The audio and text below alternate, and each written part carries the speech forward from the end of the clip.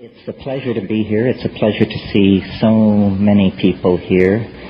Once again, this strange, magical moment when we come together again, or perhaps for the first time. You having come from wherever you came from, me having come from the slopes of the world's largest active volcano, actually, but via Manhattan and Austin last weekend. And the purpose of these things is sort of to check the state of the condensing collective understanding about what is going on in the world, or what might be going on in the world. This, it seems to me, is the subject worth talking about. What is going on? How can you find out what is going on? How do you know when you've found out what's going on? Can one know what is going on? And my involvement with this is no different from your own. A sincere desire to untangle these questions before the yawning grave closes over the enterprise and the entire thing becomes moot. One has, a window of opportunity somewhere between 0 and 100 to solve or understand or penetrate or appreciate or come to terms with the conundrum of being. This amazing circumstance in which we find ourselves, both individually and collectively. Collectively, we find ourselves, somewhere between the slime and the archangels, making our way perilously over the millennia, up the evolutionary ladder toward the Platonic light, or something like that. At least this is the myth of intellectuals of the high-tech industrial democracies evolved over the past 150 years. The triumphant ascent of organic life toward ever greater complexity. Individually, we each find ourselves born into a culture we had no share in designing, but that we will be expected to inhabit, inculcate, and in fact pass on to our own progeny. And so this is our circumstance, I think, individually and collectively. Thrown into being, Heidegger said. We didn't ask for it. Here it is. What are we to make of it? And obviously, if you toured the halls of this exhibition, we are to make much of it and money of it. These two principles seem to emerge. That there is much to be said, many ways to slice the pie, and the market economy is a very fertile domain in which to thrash this all out. You can sell your answers, you can trade your answers, you can upgrade your answers, you can subscribe, serialize, retrofit, export, import, and reinvent answers. Ultimately, I wonder how satisfying all this is. And I'm always amused at my own position in this situation. It's a great paean to the tolerance of the New Age that they keep inviting me back. I'm sort of like the crazy uncle, or, you hope for good behavior, but you understand that it's a gamble. Because I'm very ambiguous about much of the methods and ways by which we do our intellectual business and pursue the matter of community and salvation. the intellectual tension that seems to work its way through this society almost like fat through meat is the tension between scientific reductionism and the deeply felt intuition of most people that there is a spiritual dimension, or a hidden dimension, or a transcendental dimension. And of course, downloaded into language, it becomes easily ridiculed. And downloaded into tasteless language, it should be ridiculed. But so when we try to formulate our spiritual intuitions, they are inevitably, I think, tainted by what we bring to it.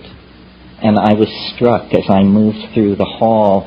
It was almost like an exhibition of language types as much as an exhibition of products or possibilities.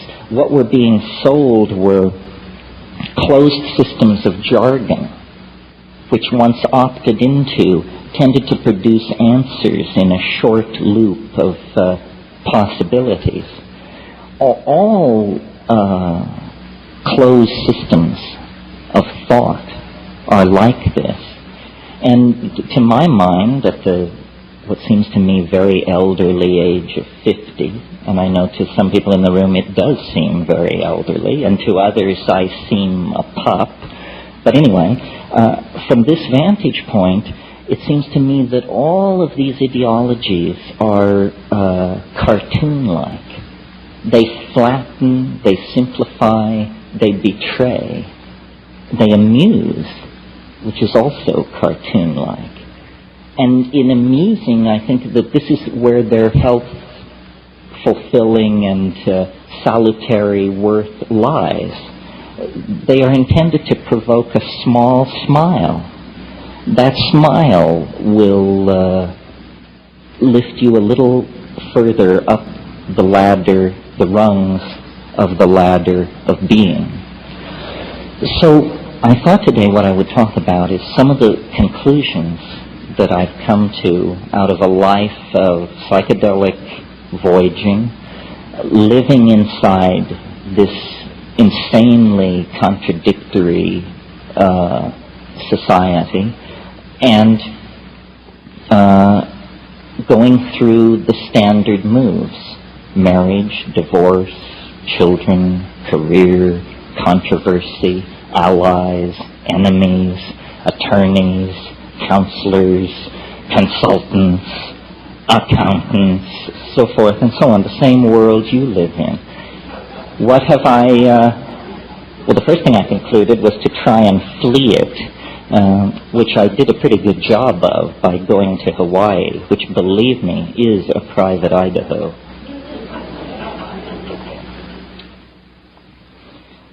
But the conclusions that I've reached are not politically correct anywhere. And so I'm very happy to offend everyone, because that seemed to be what I did best, and there's no sign of mellowing at this point. So the conclusion that I reach vis-a-vis the individual and civilization is this: culture is not our friend. Culture is not your friend. It's not my friend.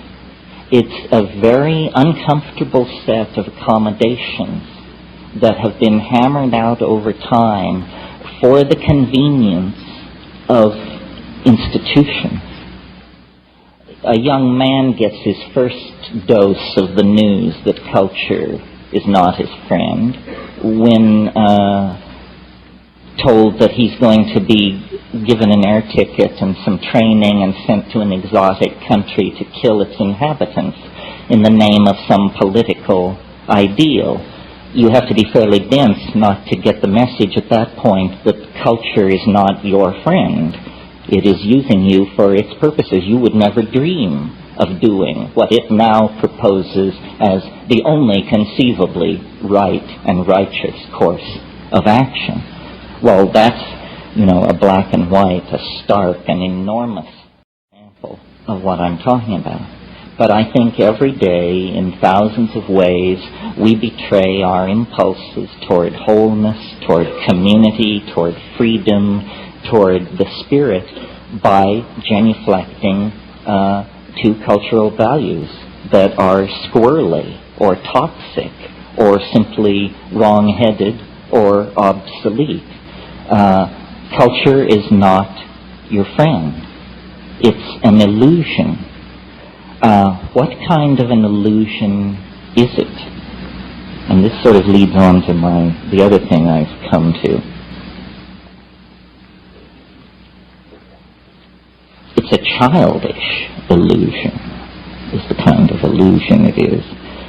Recently I had a physical examination with my doctor, and after it was all over, he leaned back in his chair and he said, well, you know, most people your age in the 19th century were dead. Yes, quite true. People live a great deal longer in the 20th century. And consequently, I think part of what drives alienation is, it's like culture is like being taken in a crap game. If you play long enough, you will figure out that you're being screwed. And, of course, if you die shortly into the game, it never enters your mind. We are all, some of you may have seen the little saying that hangs behind bars in Minnesota, "We get too soon old and too late smart." Well, some of us are getting smart earlier and earlier. And what is seen through to then is the fact that culture victimizes, ideology victimizes. These things are all con games. Reality, culturally defined reality, is some kind of an intelligence test. And those who are joining are failing the test. This is very clear to me looking at phenomena like alien abduction and the great enthusiasm for conspiracy theory that now seems to attend so much modern thinking. Again, these are epistemological cartoons where low production values made acceptable through tolerance of TV is allowing people to accept material into their own story which should actually end up on the cutting room floor. Nothing is what it appears to be. Surely you've noticed that. That's A, right? A is nothing is what it appears to be. Well, therefore, complex, difficult, tricky, and mercurial things are even less likely to be what they claim to be than other forms of reality. So, confronted with the endless whispered rumors and doctored photographs and breathless testimony from the denizens of trailer courts and so forth and so on, what is one to make of all that? Well, I think the message is return to basics. The information matrix has become compromised. The data stream is now suspect. Return to first principles. What are first principles? That's what the 20th century is trying to figure out. Yes, what are first principles? I'd like to suggest to you that a place to begin is the body. You have one. It isn't ideologically defined. It can be ideologically defined. In Catholic school, the nuns used to tell us we should dress in darkness so we wouldn't be an occasion of sin to ourselves. That's an example of the body becoming ideologically defined. But it precedes culture. Culture has to deal with the fact that your eyes are on the front of your face and your anal pore is located near your genitals. Culture would probably rather have it some other way. It would be so convenient, but hey, it's a given. I'm so happy our rumps don't swell in estrus the way some of the other primates do. Can you imagine Giorgio Armani trying to create a line of fashion that comes to term with that? But I digress. So the body is a pre-cultural given. And coming with the body is this amazing thing which everyone wants to give away, throw away, get away from, called the felt moment of immediate experience. The felt moment of immediate experience. This is you, now, here, in your body, with the cheeseburger slowly dissolving, the cup of the caffeine, the bladder, all of these things, collisions, concrescences, the crossing of trajectories of mental process, digestive process, metabolism, intent, income, emotional state, the felt presence of immediate experience, lodged in the body-mind system in the moment. That's who you are.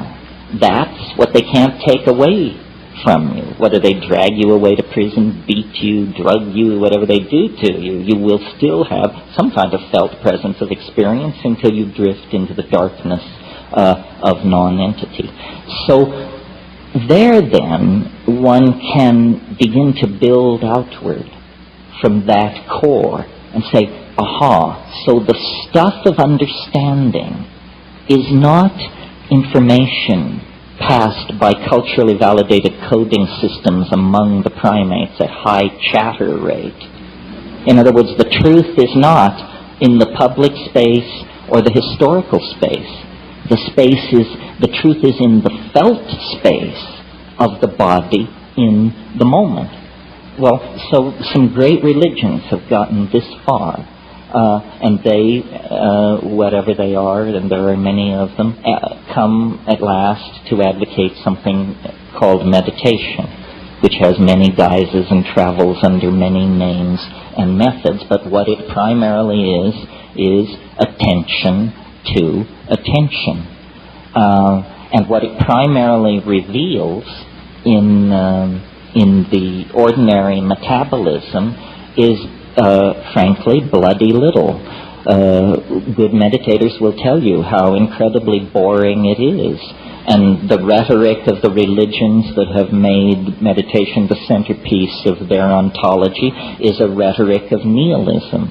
I mean, this is, I should have said nihilism, because this is sort of the dirty little secret of Buddhist ontology. It isn't the cheerful new Buddhism being exported from California. It's the old-style Nagarjunian Buddhism that says, it is an emptiness within an emptiness, after an emptiness, before an emptiness.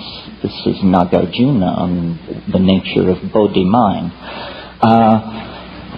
But interestingly, meditation, pursued not for years or lifetimes, but pursued as a cultural project over centuries, leads not to a clarifying of this philosophical emptiness, but to a discovery that the depths of nihilism, the depths of non-entity, are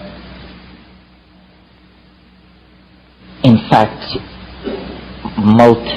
multifarious in their aspects. Not a plenum is what I'm grasping for.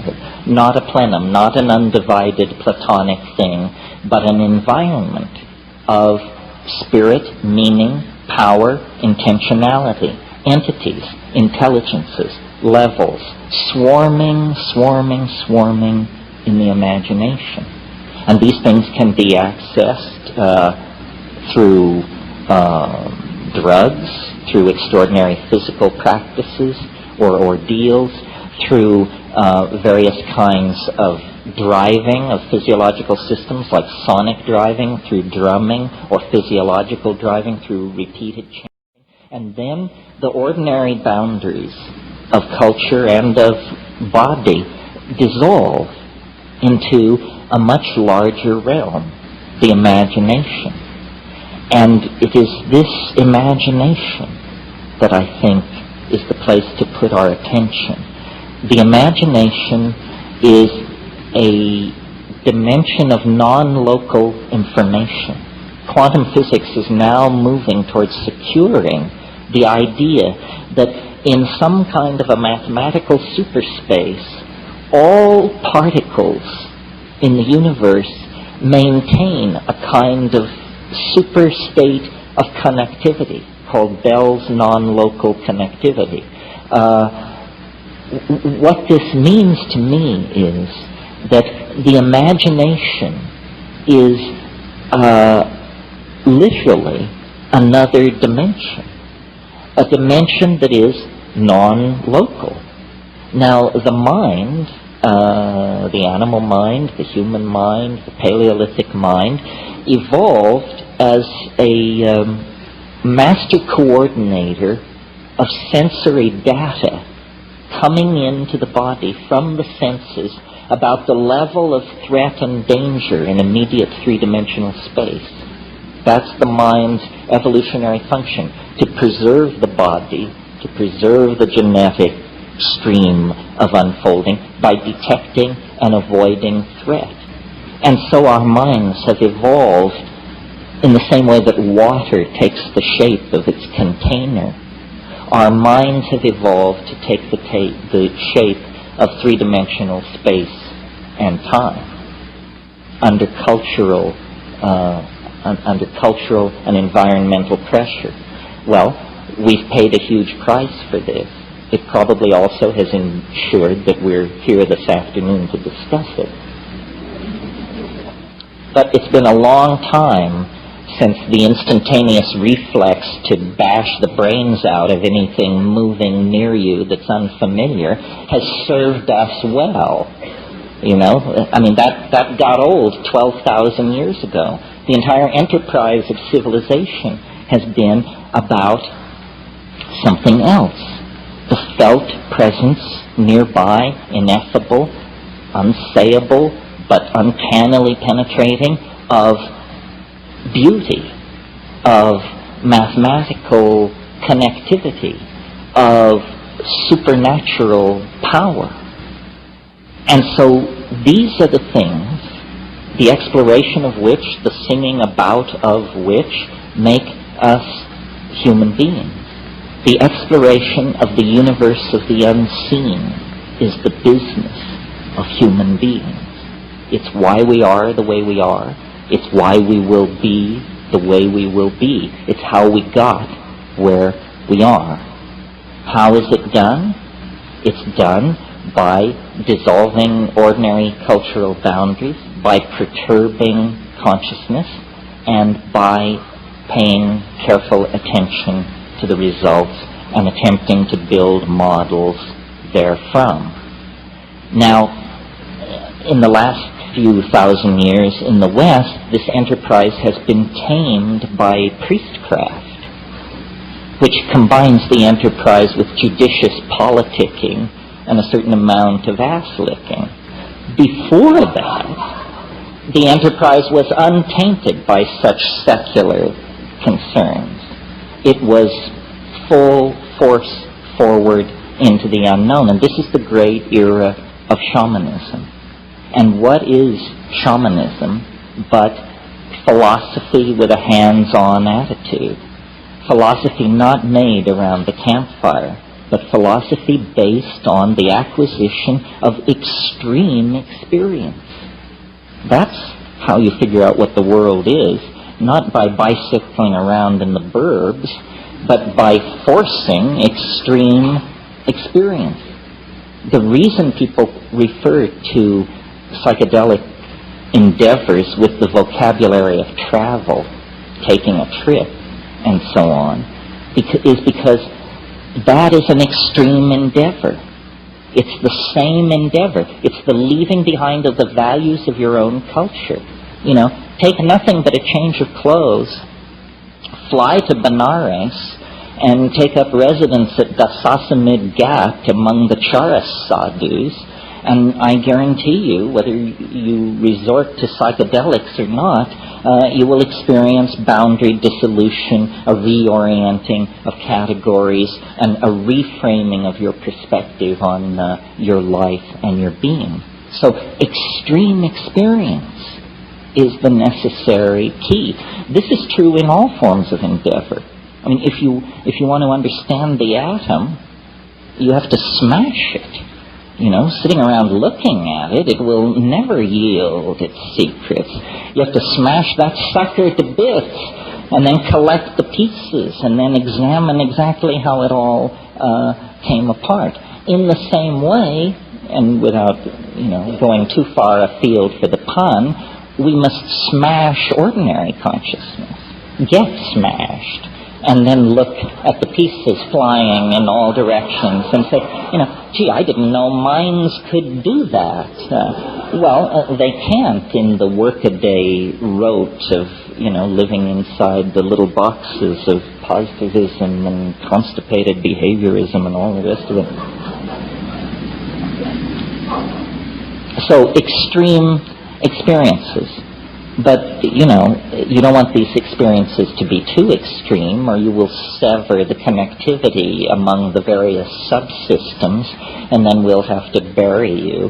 And this is always a huge strain on those left behind. So there is a practical element here, which is, okay, so we want to have extreme experiences, but we don't want to have such extreme experiences that we don't live to tell the tale. We want control to some degree over these experiences. Well, this is where the incredible thoroughness of our human ancestors comes to our aid. Throughout time and space on this planet, the tribal societies that preceded us made it their business to discover, catalog, and learn to manipulate plants in the environment as the carriers, as the sources of chemical compounds in the environment, which would work extraordinary transformations on consciousness without physical harm, without physiological damage to the organism. And of all the many techniques, ordeal, abandonment in the wilderness, sexual abstinence, hanging by your pectoral muscles from hooks in the sun for days, all of these sorts of things. Of all of these methods, psychedelic plants and their judicious use is arguably the most effective, the most effective and the least invasive and the most likely to produce negative long-term consequences. Well, this was not news or even controversy anywhere in the world until within the confines of the 20th century, basically. The presence of these substances and plants began to alarm the order-keeping forces of the high-tech industrial democracies. Issue separate from the issue of stimulants and depressants. It's an issue separate from the issue of addiction and dependency. These things are not stimulants or depressants, and they do not cause addiction or dependency. What they cause is what I'm advocating, a fundamental revaluation of cultural values. Because culture, as we're practicing it currently, is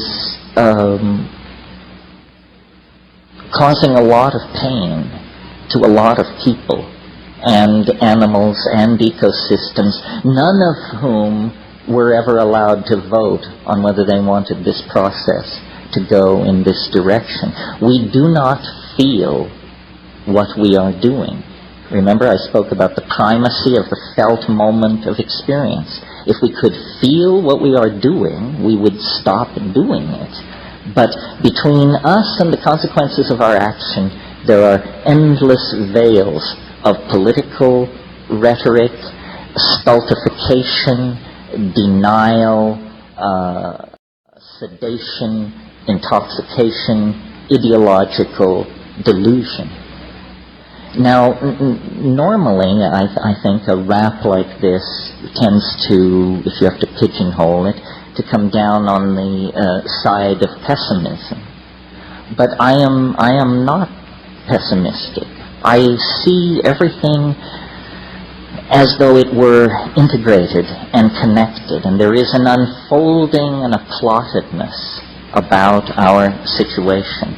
It's not for nothing that at the very pinnacle of the age of faith in the machine and science and male dominance and projection of strategic weaponry and so forth and so on, that there should come from the gentler societies of the world, from the rainforests and high deserts of the world, the news of these plants.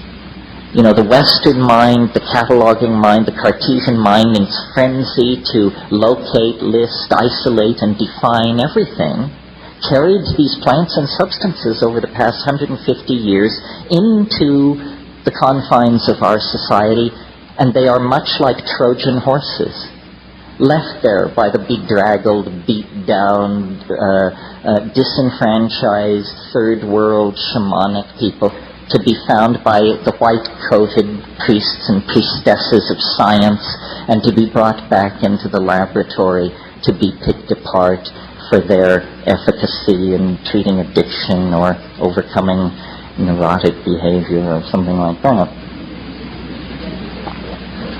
But of course, the neurotic behavior that they impact upon is neurotic behavior so wide, so deep, so revered that it is in fact cultural values themselves. You see, what is happening, I think, is it's really bigger than psychedelics. It's bigger than human evolution. We are not making the waves in this ocean. We are corks riding the waves of the ocean. But we are privileged by perhaps chance alone to occupy a unique moment in the history of the universe. A moment when the universe goes through some kind of self-transforming, evolutionary, inflationary expansion. That's what's happening. I mean, it's been happening for a long time. It depends on where you pull back to get your perspective. One could say, looking at the universe in general, that this planet has been favored from the very beginning. That by 1 billion years ago, the discerning could tell that this was a planet going places. But certainly, by 500 million years ago, it was clear that this was a planet going places.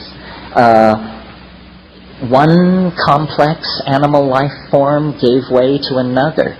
Catastrophes, yes, but never catastrophes so total that the enterprise was wiped out. We know that 65 million years ago, a catastrophe, an asteroid, a planetesimal impact occurred on this planet. Nothing larger than a chicken walked away from that on this planet. A bad day, you say. But were it not for that bad day, we would still be the egg-eating shrews at the edge of the reptilian garden party. These marvelous flowering plants chock full of psychedelic alkaloids, none of them would have existed. The flowering plants and the higher mammals all arose in the wake of this planet-scouring catastrophe. So, you see, there is built-in to the larger systems of nature an enormous, what my mentor Eric Jantsch used to call metastability. They are metastable. They are not easily deflected. An event as large as a planetesimal impact basically only resets the evolutionary clock by a few million years, and then in almost overleaping itself to make up for lost time, out of all of that catastrophe come primates. Animals of such complexity and coordinated sensoria that they are wonders to behold, and from them, and quickly, then come abilities never before seen in the world of organic organization. Freely commandable languages, spoken languages, symbolic activity for the first time. Well, at that point, even the academics believe human language is less than 40,000 years old. That means it's as artificial as the dirigible or the hypodermic needle. It's an invention of some sort within the confines of human history, or at the beginning of human history. Recall, in South Africa, we have fire pits and stone tools 2 million years old. Those are not Homo sapien tools, but they're the tools of Homo habilis, the preceding ancestor in the human line. My point is, we are caught up in a process of unfolding complexification that has now lodged in our species. We are its source at this point. At one point, its source was the geology of the planet. At a later point, closer to us in time, its source was all biological diversity. But as the novelty has increased, the domain of its expression has narrowed, and it is now confined largely to the human species. Oh yes, the rest of nature continues the slow unfolding of continental drift and gene mutation and transfer and so forth. But these things have now receded into the background as the human adventure takes center stage. So it's almost as though, in fact, this is what I believe, that we are not pushed from behind by the causal unfolding of historical necessity, but that we are in the grip of an attractor of some sort, which lies ahead of us in time. And so we are not, as it were, following what the statisticians call a random walk across the temporal landscape. In fact, the temporal landscape is a canyon with incredibly steep walls, and we are only free to move within very narrow confines as the grip, almost the morphogenetic intensity of the attractor at the end of time increases its penetration and its hold over our imaginations, our city plans, our technologies, our religious ontologies, our medical strategies, so forth and so on. Something is revealing itself to us, through us. And as we get closer, the chatter of noise and static being given off of this thing increases exponentially because, McLuhan said once, he said, we move into the future like a person driving who uses only the rear view mirror. That's how we understand the future, by driving in the rear view mirror.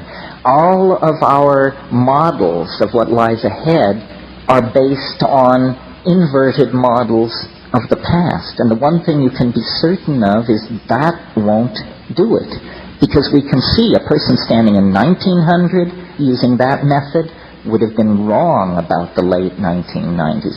A person standing in 1600 using that method would have been wrong about the late 1900s, and so forth and so on. You cannot extrapolate from the future from the past into the future, because the real nature of the future is its ding en sich, the thing in itself, and that's what it's trying to reveal.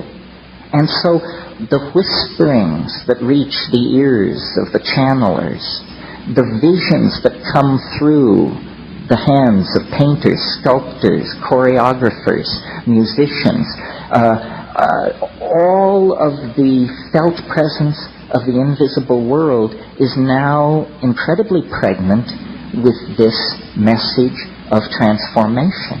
And the challenge for each of us is to streamline our language sufficiently that we may mirror this thing in a way that is both true to it and rationally apprehendable to ourselves.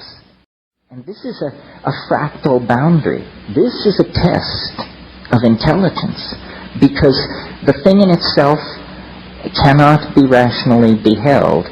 You know, the enzymologist J.B.S. Haldane once said, he said, the world is not only stranger than we suppose, it's stranger than we can suppose. That to me is a dizzying thought, and obviously true. So what we want is a model true to the stranger than we can suppose, but not so alien that there is no emotional or spiritual support in it for the enterprise of being human. How do we do that? How do we inculcate the unspeakable mystery of the transcendental object at the end of time with the mundane nexus of real occasions that happens to be our own existence? To my mind, the answer is it lies in the ability to assimilate paradox. And that means you have to transcend the idea of a closed logical system. You have to live with the idea that there is no intellectual closure. This is, in fact, the door marked freedom, but you've been taught that it's the door marked madness. To live in the light of paradox. Things cannot be, we are taught, both A and B simultaneously. This is Aristotelian logic. A is A. This is as old as thought in the West, but it has to be overcome. And in the felt presence of the moment of immediate experience, it is overcome. The mystery does not lie far. It lies in the immediate moment, in the act, the fact of being. The only time we really confront this is in the psychedelic experience or other moments of extreme epiphany. The model that I have come to wrap around all of this, because I think it's simple and straightforward and it leaves plenty of room for people to add their own filigree, is a dimensional model. God forbid, a mathematical model. But it works something like this. I mentioned earlier that our senses have evolved as a threat detection device and have sort of crunched us down into three-dimensional space. The shaman, wherever and whenever he or she does their shamanizing, the shaman is a person who is able to transcend the dimensional confines of cultural existence. They know more than the people they serve. The people they serve are like children within the game of culture. Only the shaman knows that culture is a game. Everyone else takes it seriously. That's how he can do his magic. I was recently in Australia, and of course Aboriginal culture and shamanism is a topic of great interest down there.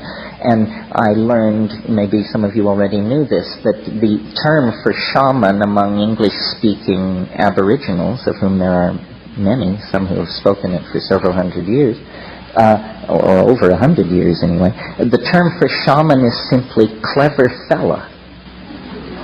And if someone says, I am a clever fella, they are making a professional claim of great weight. But I love that, because it says it all. You know, a clever fella. When I was in the Amazon in my exploring days, we would go up these rivers to these bare-assed folks and to spend time with them. And the people would want to touch the outboard motors and look at your camera equipment and the butterfly nets and gather around, open-faced, totally innocent. You could always tell the shaman, because first of all, he usually didn't come out to see who was there, even though no one ever came. Even though these people had visitors once every 6 months, the guy who wouldn't come out of his hut for the only event in 6 months was inevitably the shaman. And when you met him, he wasn't interested in your Velcro or your break-apart, glow-in-the-dark little trinkets or any of the rest of it. He was looking straight at you through the eyes outside of culture, saying, what kind of a person are you? Are you a fool or are you a clever fellow? What is your measure? How much of the situation do you understand? How many levels are you simultaneously aware of at this moment? And, looking into the eyes of that sort of person, you either grow or turn away. You have not much choice. So what's happening with the shaman, I think, is he's a hands-on mathematician, a hands-on non-Euclidean geometer.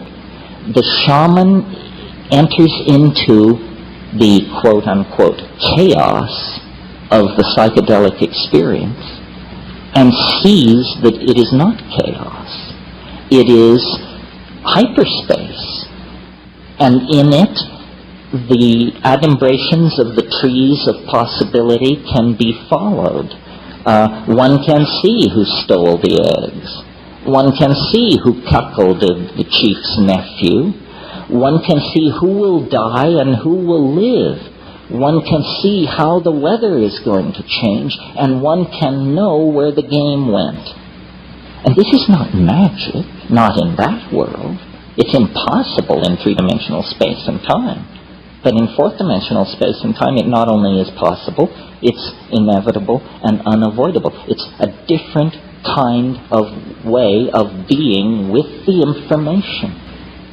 And, I'm sure many of you have your own psychedelic epiphanies that are as gripping and as fascinating as anything that has happened to me. Epiphanies that show that under certain circumstances, the ordinary boundaries of information, space, time, limitation are dissolved. And it may happen only for a moment. It may involve a curing with a laying on of hands. It may involve a sudden insight into a set of complex relationships. It may involve a sudden, unexpected certitude about how a certain event went down that, when checked upon, turns out to be true. What we know about the world is defined by our culture. And the way culture does this is through language. You can't know or perceive or appreciate what cannot be brought in to the domain of language. You can't publicly know or appreciate these things. You can feel them as the rich contextual embeddedness of your own being, but you can't communicate them.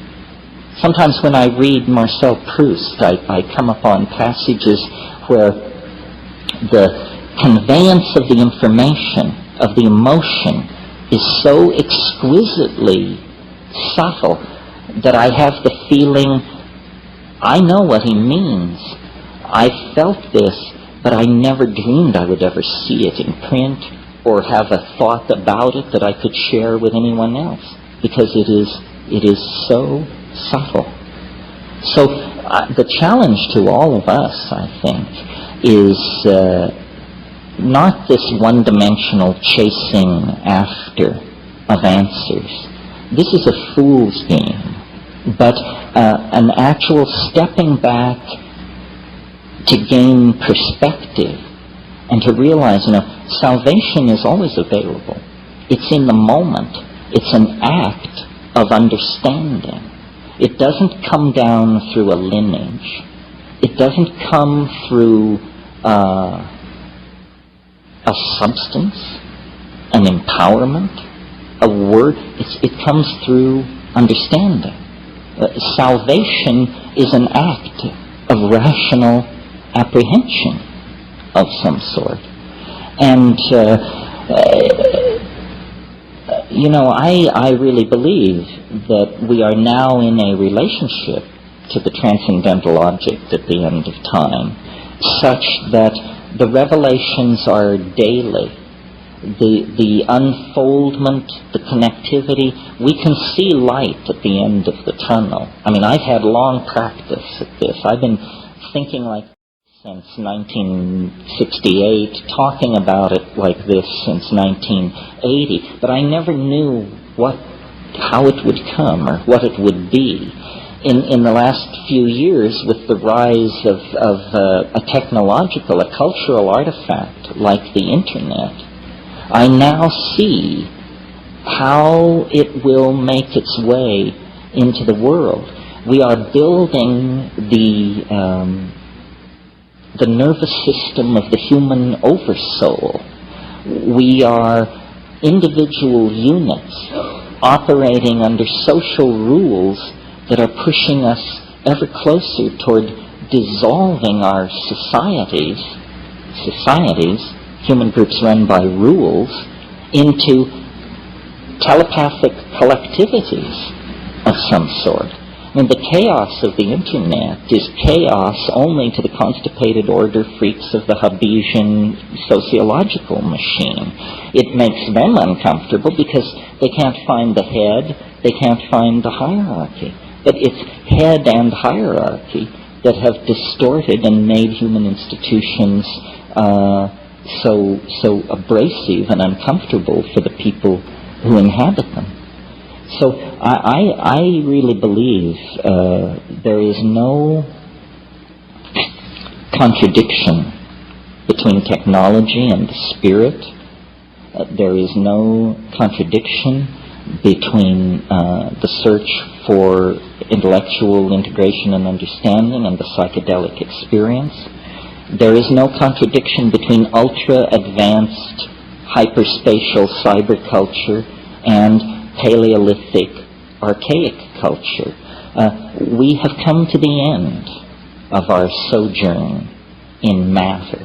We have come to the end of our separateness.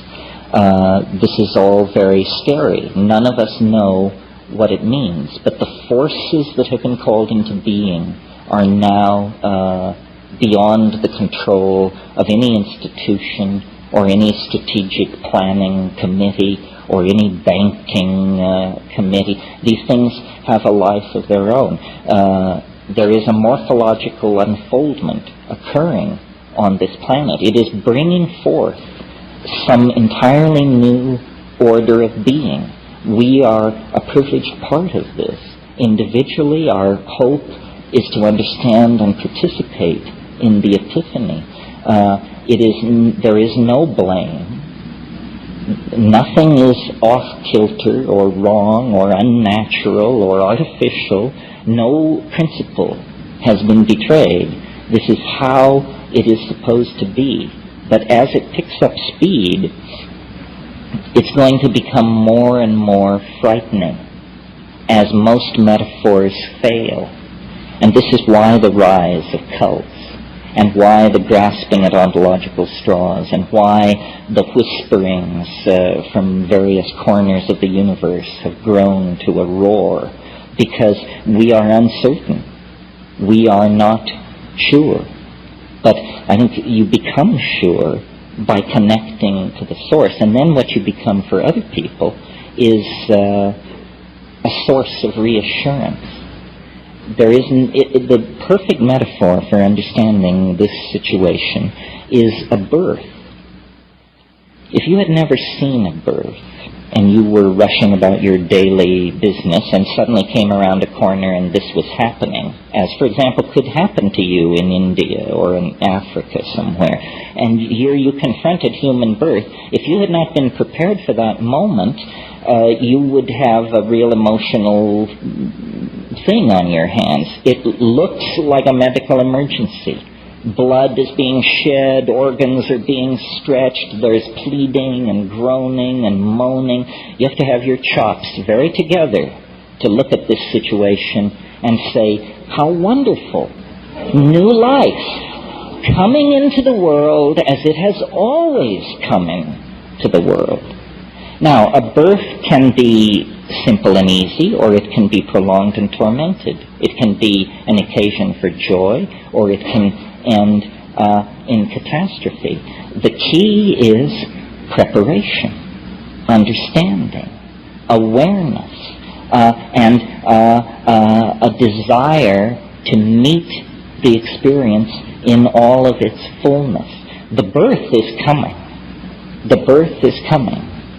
And what it does to the social systems we've put in place, the groaning ecologies that are taking the weight of our billions, what it does to the atmosphere, what it does to the economies upon which you and I depend, this all depends on how educated and enlightened each one of us can make ourselves as the thing moves toward completion. And it's no time for foolishness, and it's no time for rumor mongering, and it's no time for throwing away your epistemological razors and indulging in the spreading of unlikelihoods.